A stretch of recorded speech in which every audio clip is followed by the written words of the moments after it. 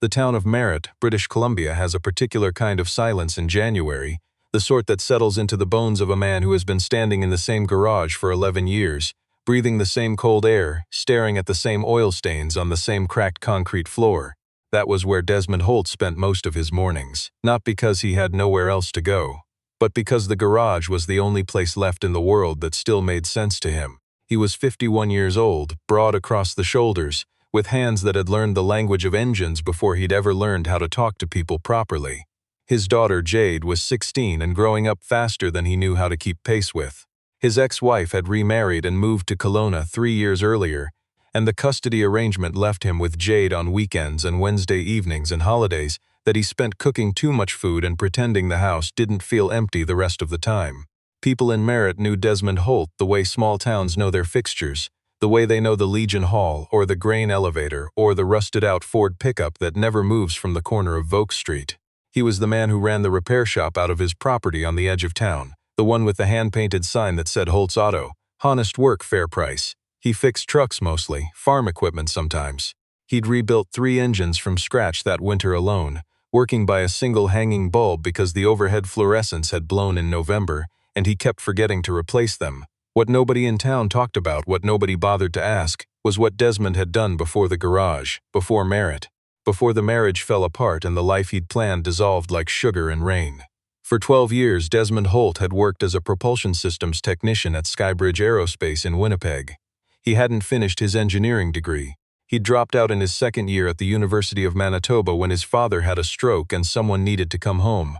But he'd spent every year after that teaching himself, textbooks ordered online, old university course packs bought used from campus bookstores, journals borrowed from the public library. He understood combustion dynamics the way some men understand card games, intuitively, almost wordlessly, as if the logic of it had always been inside him waiting to be used. Skybridge had hired him initially as a floor technician. Within 4 years, he was leading a diagnostic team. Within 7, he was the person the senior engineers called when a propulsion anomaly didn't have an obvious explanation. He was never the man with the credentials on the wall. He was the man who found what the credentials couldn't. Then came Conrad Hess. Conrad Hess arrived at Skybridge in the winter of Desmond's 10th year there, brought in as director of technical operations from an aerospace firm in Calgary. He wore pressed shirts and spoke in the language of efficiency metrics, and he had, from the first week, a particular kind of contempt for Desmond that was never stated outright but was present in every interaction like a low-grade hum. He reviewed personnel files during his first month and called Desmond into his office and asked, without any particular inflection, whether Desmond had a professional engineering designation. Desmond said he didn't. Conrad Hess nodded slowly, as if this confirmed something he'd suspected.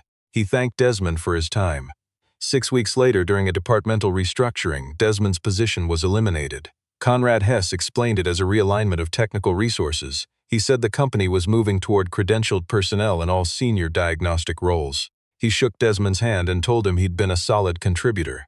Desmond cleaned out his locker, he handed in his badge. He drove home and sat at the kitchen table for a long time without turning on any lights. He applied for positions at 3 other aerospace firms over the following months. At 2 of them, he made it to the final round. At both, he received the same careful language. They were looking for candidates with formal engineering credentials. The third didn't call back at all. He found out later through a former colleague named Raymond Tusk who still worked at Skybridge that Conrad Hess had told people Desmond had been let go for conduct issues. Nothing specific, nothing on paper, just the kind of statement that travels through a small professional community and closes doors without leaving fingerprints. Desmond had no way to disprove it. He had no union, he had no documentation. He had nothing but his own word against the word of a man with a director's title and a pressed shirt and the confidence of someone who had never once doubted that the world would take him at his own valuation. So he came home to Merritt. He opened the garage. He fixed trucks for 11 years. He didn't talk about Skybridge. Not to his neighbors, not to the men who brought their F-250s in for brake jobs, not to the woman at the bank who processed his business loan. He told Jade once, briefly, when she was about 13 and asked why he hadn't gone to university like her friends' dads. He told her he'd had reasons. She'd looked at him in that careful way teenagers look at adults when they sense there's a larger story being compressed into a smaller one. But she didn't push. Jade had always been perceptive that way. He both loved and dreaded that about her. What Desmond didn't stop doing, what he'd never been able to stop doing, was thinking. He still read. he still worked through problems in the margins of old graph paper notebooks he kept on a shelf above the workbench. He'd become interested, in those 11 years, in something that had nothing to do with the trucks he was paid to repair. He'd started noticing, completely by accident, a recurring thermal irregularity in the atmospheric data he was reading in a science journal he subscribed to out of habit. It was subtle. It appeared in intervals that didn't align with any of the standard models. He'd started tracking it informally, the way another person might track a bird migration or a hockey team's statistics, not because anyone asked him to, but because once he noticed a pattern, he couldn't make himself stop looking at it. He built a small atmospheric sensor array out of salvaged components. He mounted it on the roof of the garage. He started recording data. He did this for 4 years. He didn't tell anyone. The morning everything changed was a Thursday in February. Jade had come for the weekend and stayed an extra day because she'd missed her Monday morning bus in the aftermath of a snowstorm that had dropped 40 centimeters overnight. She was at the kitchen table doing homework when a dark blue fleet vehicle turned slowly into the driveway of the garage, followed by a second one, and then a third. Desmond was under a 2009 Ram 1500 at the time, changing the oil. He heard the vehicles before he saw them. He rolled out from under the truck on his creeper and stood up, wiping his hands on a rag, squinting in the white winter light. 4 people got out of the vehicles. 3 of them were in government standard cold weather gear. The 4th was a woman in her late 40s, dark coat, her hair short and practical, carrying a binder that she held against her chest like she was used to walking quickly between buildings in Canadian winters. She moved with the economy of someone who had a lot of meetings to get to and had learned not to waste motion between them. She introduced herself as Dr. Patricia Wen. She said she was with the Canadian Space Agency's Earth Observation Program, based out of the John H. Chapman Space Center in Longueuil. Desmond looked at her, then at the 3 people behind her, then back at her. She asked if they could come inside. He led them into the office at the front of the garage, which was barely large enough for all of them, and which still smelled of motor oil and the coffee he'd made at 6 that morning. He pulled a folding chair from behind the door and offered it to Dr. Wen. The others stood. She opened the binder and set it on the workbench beside a disassembled alternator. She asked him if he'd published anything, any data, any analysis, any posts on any forum, scientific or otherwise. He told her no. She nodded as if this was not entirely surprising. She asked him about the atmospheric sensor array on the roof of his garage. She asked him how long he'd been running it. He told her 4 years. She asked him if he had the data. He did. He had it on a series of external hard drives, meticulously labeled, stored in a fireproof box under the workbench. He pulled them out and set them on the counter, and she looked at them the way a person looks at something they were hoping would be there but weren't entirely sure would be. What she explained to him then, carefully, without condescension, which he noted and was grateful for, was that a RADAIR-SA satellite had been returning anomalous readings for the past 8 months. The anomaly was intermittent and appeared in a recurring cycle that the agency's atmospheric modelers couldn't match to any existing framework. They'd been working the problem for 2 quarters without resolution.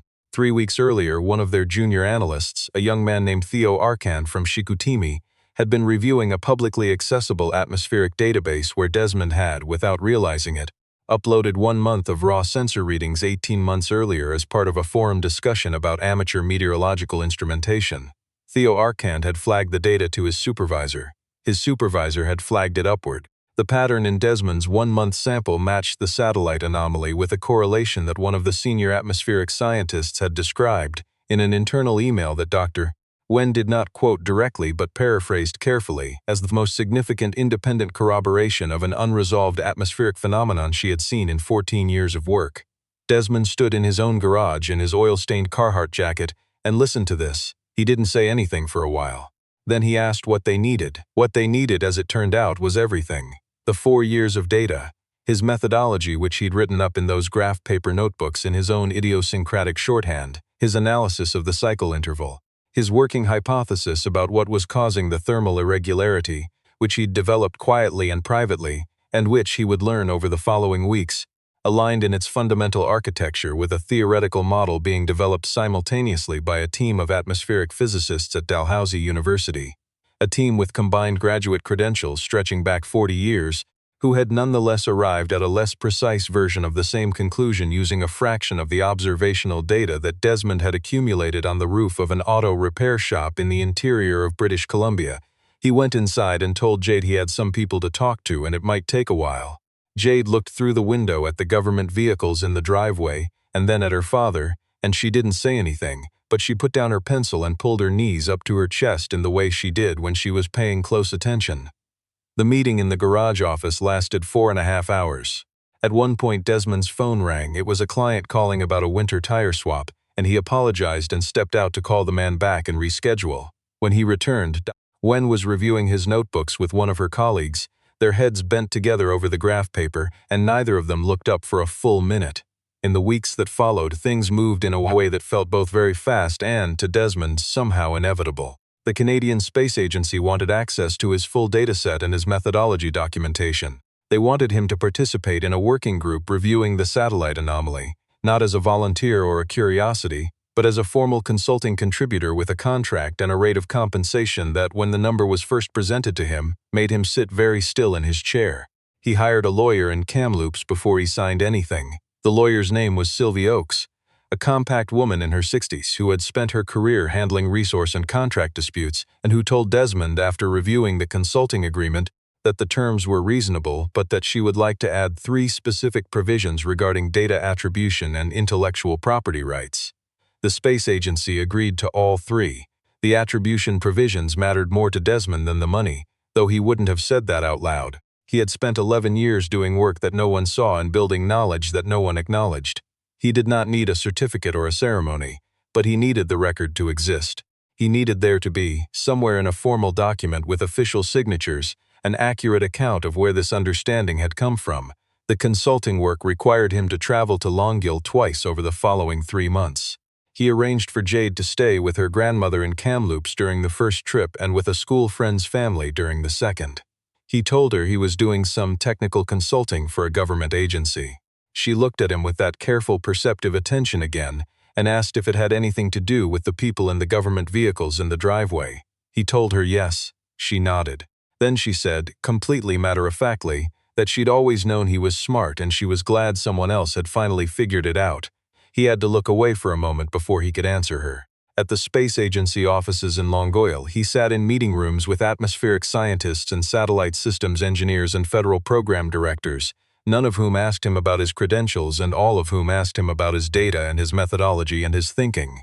A senior scientist named Dr. Ellard Foss, who was 63 years old and had published over 80 peer-reviewed papers and held a Canada research chair, told Desmond over coffee during a break in one of the working sessions that the cycle interval analysis in the graph paper notebooks was, in his view, a significant piece of original work. Desmond thanked him. Dr. Foss said he didn't mean it as a pleasantry. He meant it as a technical assessment. Desmond understood the difference. He'd spent enough years on the receiving end of pleasantries that weren't. The formal report of the working group, published 7 months after that February morning in the driveway, listed Desmond Holt as a contributing analyst. It used his 4-year observational dataset as the primary independent validation of the atmospheric cycle the group had characterized. It attributed the cycle interval methodology to his original analysis. It was a dry, precise government document written in the passive voice and full of technical nomenclature, and Desmond read every page of it 3 times. His name was in it, spelled correctly, with the right contribution listed beside it. He printed a copy and kept it in the fireproof box under the workbench next to the hard drives. He didn't call anyone to tell them. He didn't post anything. He didn't do what another person might have done, which was to walk into the places in this town that had quietly dismissed him for 11 years and lay the document on the counter. But Raymond Tusk, his old colleague from Skybridge, somehow found out. Raymond called him from Winnipeg on a Saturday afternoon, excited in a way that made Desmond realize Raymond had been waiting 11 years to have a reason to make this call. He told Desmond that word had gotten back to the Winnipeg aerospace community, that people were talking, that someone had forwarded the working group report to a distribution list at Skybridge. Desmond asked how Conrad Hess had reacted. Raymond was quiet for a moment. Then he said that Conrad Hess had left Skybridge 2 years earlier. He'd been brought in to lead a restructuring and then been restructured out himself when the company was acquired by a larger firm. He was currently consulting independently, Raymond said, with a particular flatness in his voice that communicated everything he wasn't saying.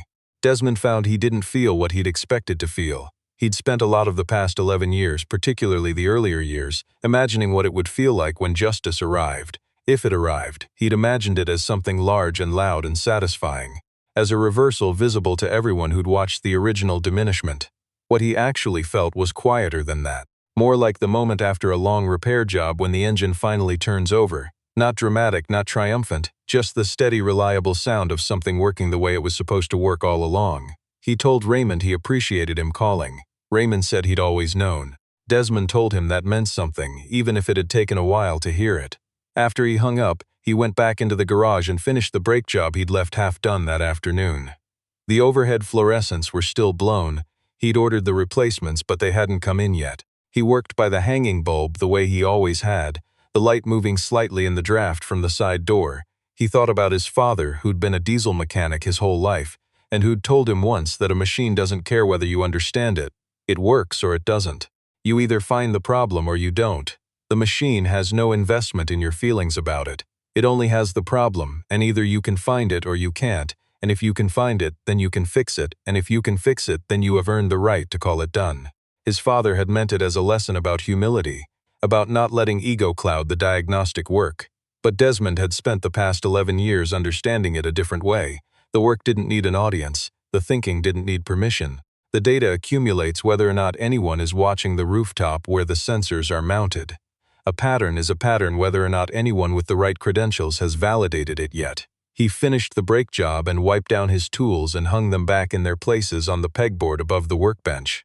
Outside it was dark. It was February again, the second February since Dr. Wen had pulled into the driveway. The town was quiet the way Merritt is quiet in winter. He could see through the small office window the line of streetlights on Vote Street, each one throwing a cone of yellow light onto the snow.